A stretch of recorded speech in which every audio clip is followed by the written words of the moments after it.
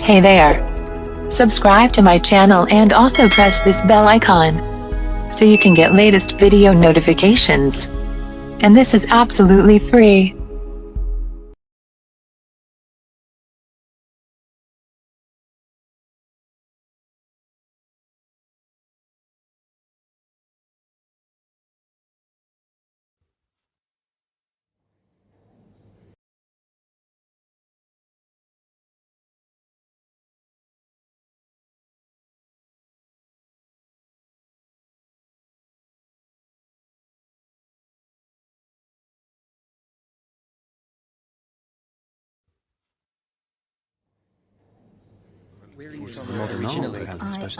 Good morning, everyone, and welcome to the museum. There are a few points that you need to remember. So before you go in, I'll just run through them.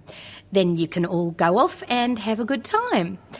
So, first of all, you've all paid and you all have a ticket that allows you to go anywhere in the museum and includes one trip to the 3D cinema. So you need to make sure that you put the ticket somewhere that is secure but easy to find. This is partly because you'll need to show it to our staff if you decide to go out at any time. There are 2 restaurants which are outdoors, for example, and anyone who does decide to go outside should go and come back through the grey gates.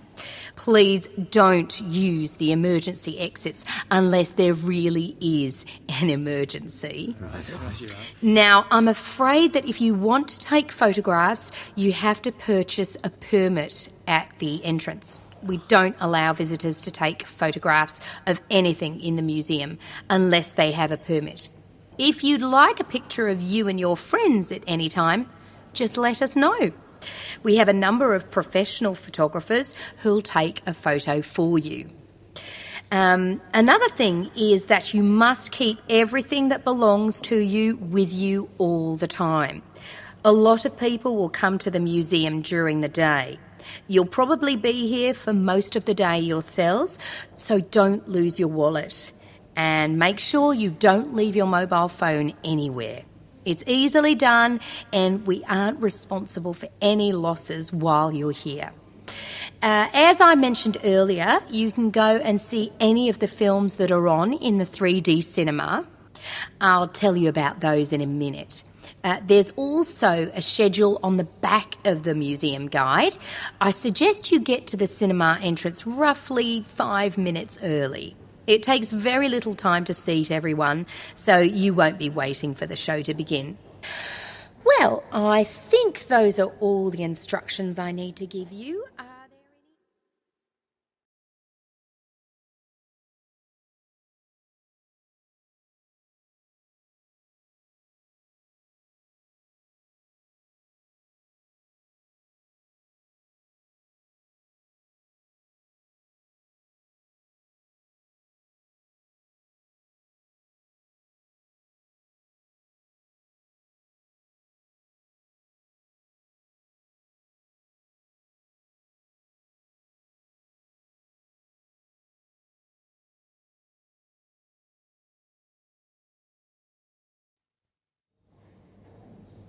Okay, the films which are on today are being shown at different times. They're also about some amazing subjects. Let me tell you a little bit about them. The first one is called The Secrets of the Nile and starts in half an hour at 10 o'clock. It's a beautiful film and it tells the story of the journey that was made down the River Nile for the very first time, starting in the mountains of Ethiopia and passing through the Sudan and Egypt before reaching the Mediterranean Sea. You'll accompany the travellers as they explore some of Africa's truly amazing landscapes. The second film moves off land and into the sea. It's called Wild Ocean, and this one begins at 11:45. So you have some time to look round the museum first if you choose this title. In this film, you'll join the huge number of fish and other animals that live far down near the bottom of the sea. You'll see them search for food, migrate, and fight for survival. Dinosaurs Alive is the third film showing today. It starts at 1:45 p.m. and runs for just 30 minutes. This is a film for people who like special effects because there are plenty of them. Scientists now have a lot of evidence to show that some animals from the dinosaur family are still living on Earth. So in this film, you'll live with a new species of dinosaur that has been recreated using computers. Wow. Our final film today is simply titled Arabia. It starts at 2:30 and is a little longer than the others, but it's a really wonderful experience. You'll ride through the desert on a camel. You'll also dive among the treasures of the Red Sea, where you'll explore the ruins of an amazing lost city. Sounds great. Yeah. Well, these are all magical experiences, so I'll let you decide what you want to see.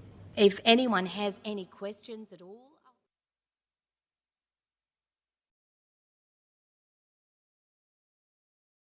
You now have half a minute to check your answers.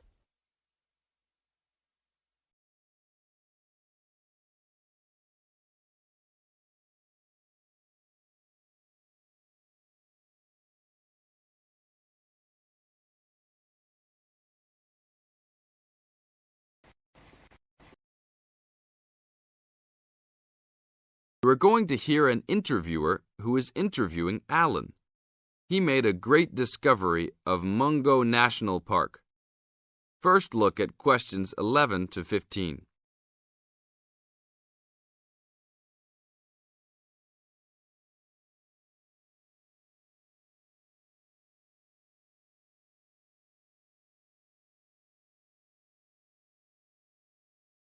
As you listen to the first part of the interview, answer questions 11 to 15.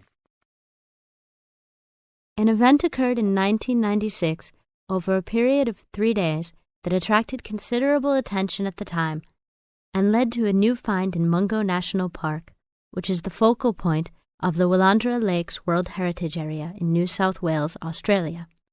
I talked to Alan Moore, the organizer of this trip, about his experience. Alan, what was the purpose of your trip? Well, as you know, I love the outback and lead tours of people wanting to go into more remote parts of the country.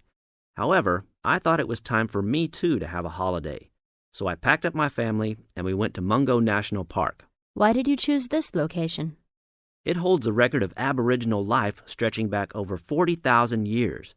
And of course, I wanted my young kids to be amazed by the main feature of the park, the remarkable Walls of China, as they're called, where wind and water erosion have exposed this long history. I see. What was the weather like?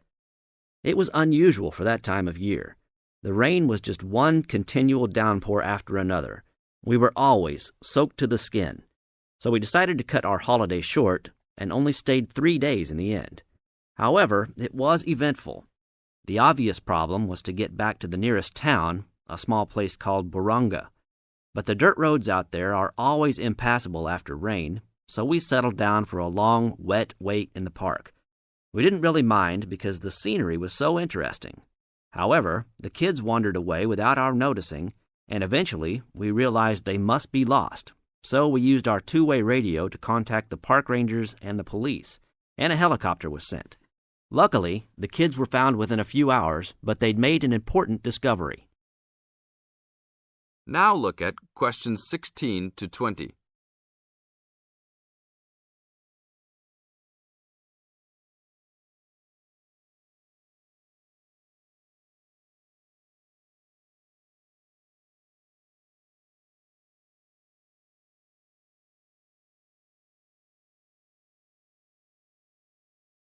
As the talk continues, answer questions 16 to 20.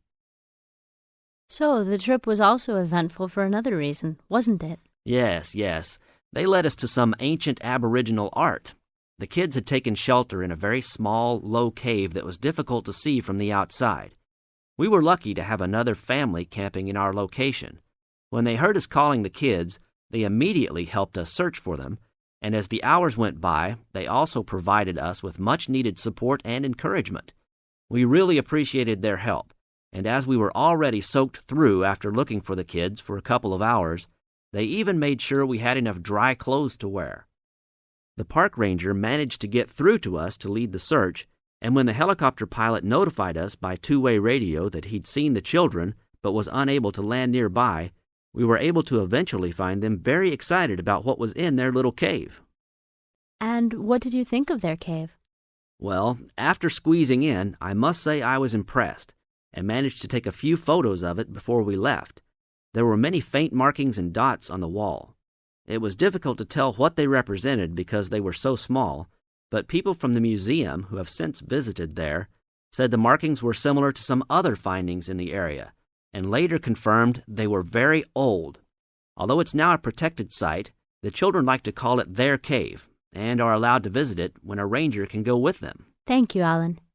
If you go to Mungo National Park, you can see the entrance to the cave and some of Alan's photos at the ranger's station.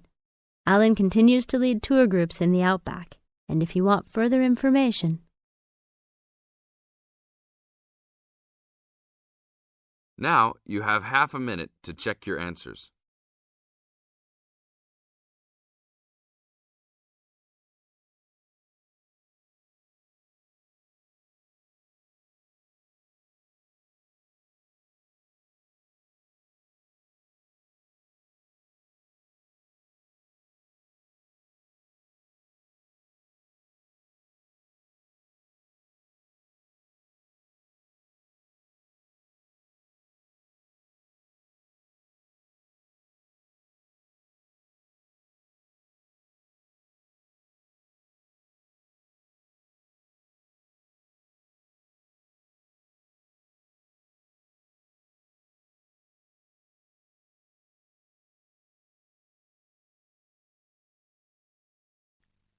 You have 30 seconds to look at question 21. Look at questions 22 to 25.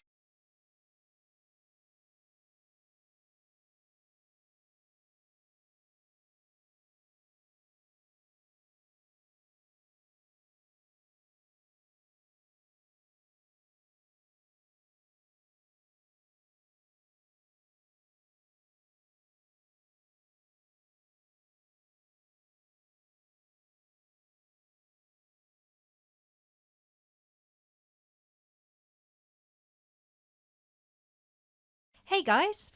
Oh, hey Gail, you made it. Yeah, sorry. I was stuck at the library paying late fees. Have you guys started going through the data yet? Yeah, we've already collated it and we've started designing the graphs we're going to use in the presentation. Oh, really? That's fast. Well, anyway, here's what we've got so far. Okay, so... Wow, 38% said they thought about quitting school in the first year. That's a huge number. Yeah, and only 10% said they were happy at school from beginning to end. Amazing, isn't it?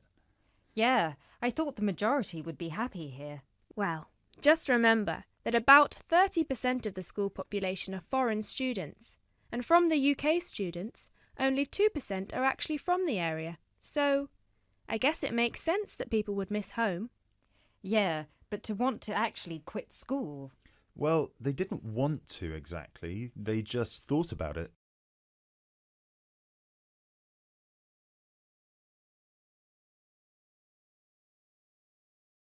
Okay, so how should we organise the presentation? What did you guys decide? Well, Kevin and I were saying that we should start by explaining what the topic of our research was, and how we decided to collect the data. So, I'll start by saying that our topic was how first-year students felt a month after beginning school, and how their attitudes progressed and changed by the end of the academic year. So then we were thinking that I should explain that the population we want to study was obviously first-year students, but because we need their complete experience from the beginning to the end of their first year, we'd have to actually poll students in their second and third year. And then we said that you should explain how we access the population. So I'll say that we got the permission from the school to go to different classes from different departments and hand out the surveys in paper form, right? Right. And that it took us about 3 weeks to complete this part of our research.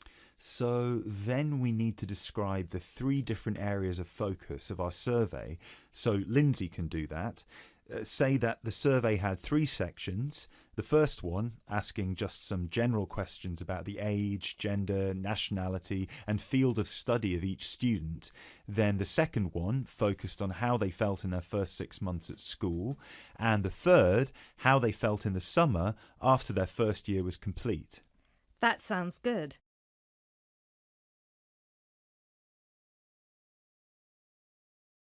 You now have 30 seconds to look at questions 26 to 30.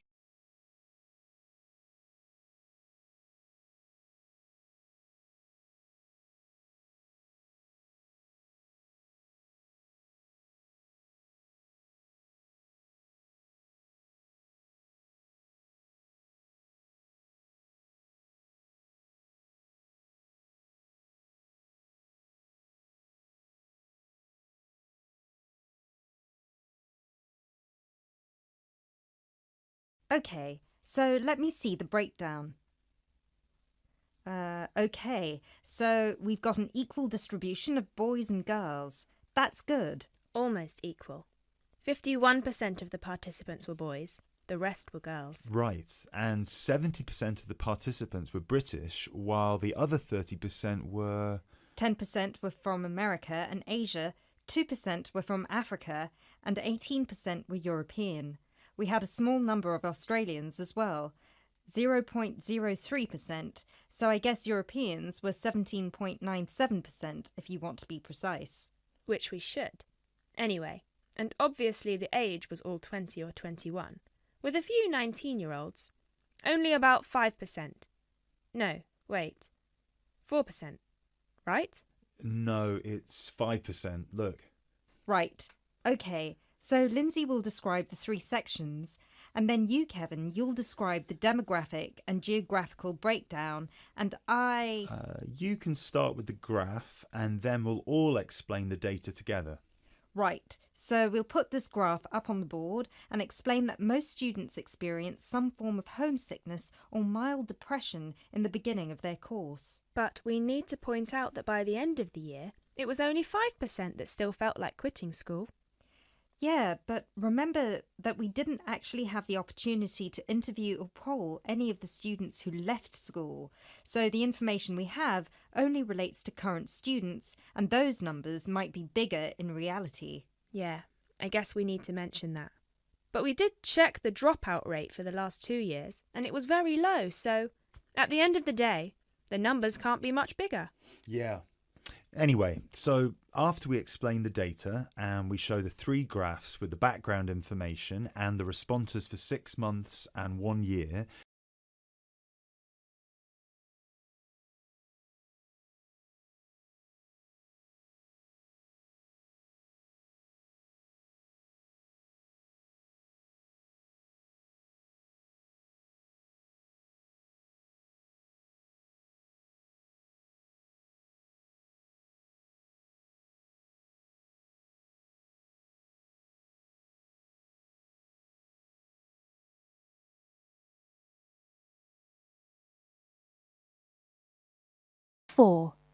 You will hear part of a lecture on art history. First, you have some time to look at questions 31 to 40.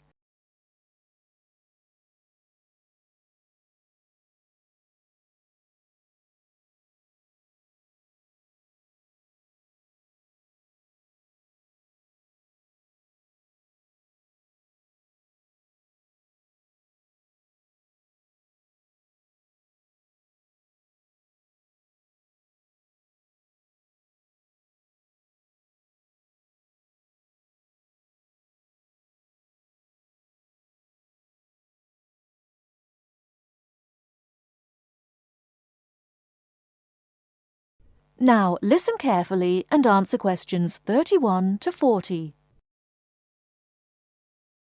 In the last lectures, we looked at the art of the ancient Egyptians. and then considered the art of other ancient Mediterranean civilizations, in particular Greece and Rome. We're now going to return to Egypt to consider a set of very unusual pictures known as the Fayum portraits. The Fayum is a lush green area about 100 kilometers west of Cairo.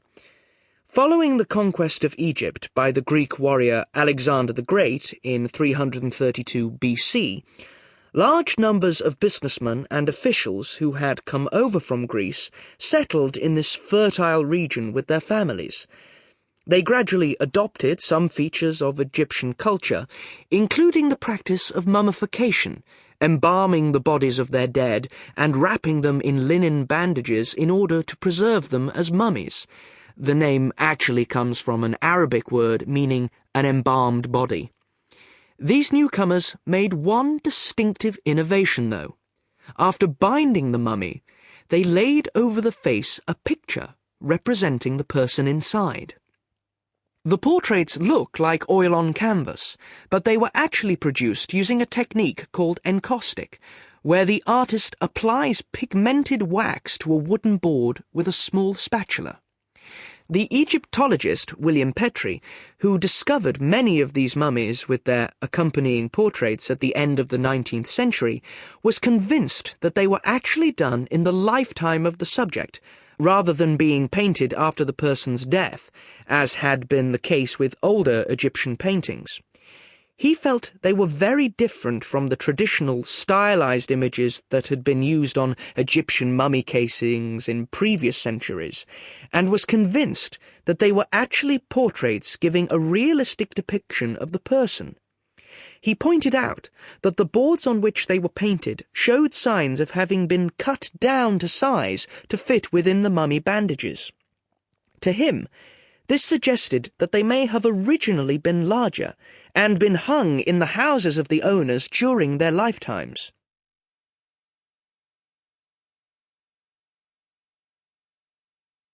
But more than a century after they came to light, nobody knew how far they were really depictions of real people, as against idealized portraits. Then a team from Manchester University decided to find out, by recreating the faces of Fayum mummies in clay and then comparing the reconstructions with the portraits. The team was provided with skulls from 2 Fayum mummies from the British Museum and given the information, based on X-rays and other evidence, that one of the mummies was of a 50-year-old man and the other was a woman in her early 20s. Armed only with this information, they set to work. First, they created copies of the skulls. Then they used clay to build up the facial muscles in order to reconstruct what the person looked like. After weeks of painstaking labour, 2 faces emerged. Only then were the 2 portraits revealed so that the match between the reconstructions and the portraits could be examined. In the case of the man, both model and portrait showed a broad, flat face with a slightly hooked nose and a fleshy mouth with broad lips, but the man in the portrait was noticeable for his 5 o'clock shadow, the beard beginning to grow around his chin and on his cheeks. This would have been quite a recognizable feature of the man in real life, and an easy thing for the painter to copy. However, it wasn't something that the makers of the model could know about. In the reconstruction, the right eye was slightly higher than the left, and this was the same on the portrait. But on the portrait, the eyes were very large, which is standard with many of the Fayum portraits, while in the model they were longer and narrower. The portrait of the woman appeared to be even more of a standard type, with her large eyes, straight nose, and small mouth. These pretty feminine features suggested this could be an idealized woman's face, and yet it proved to match the reconstruction surprisingly closely. The proportions of the lower face corresponded, and so did those of the forehead, though in the portrait the eyes were closer together and larger than in the reconstruction. And in both cases, the head was set on a solid neck, suggesting a more powerful physique than you might have expected from these delicate features. So, overall, the similarities between the portraits and the models are too close to be accidental. The artists may have started from a standard picture, but attempts were made to modify this to reflect the characteristics of the subject, what gave the face its personal qualities. Obviously, this isn't much of a sample upon which to judge an entire genre of portraiture, but the researchers are convinced that, on the whole, the artists aimed to represent their subjects as they appeared in real life, whether this was flattering to them or not.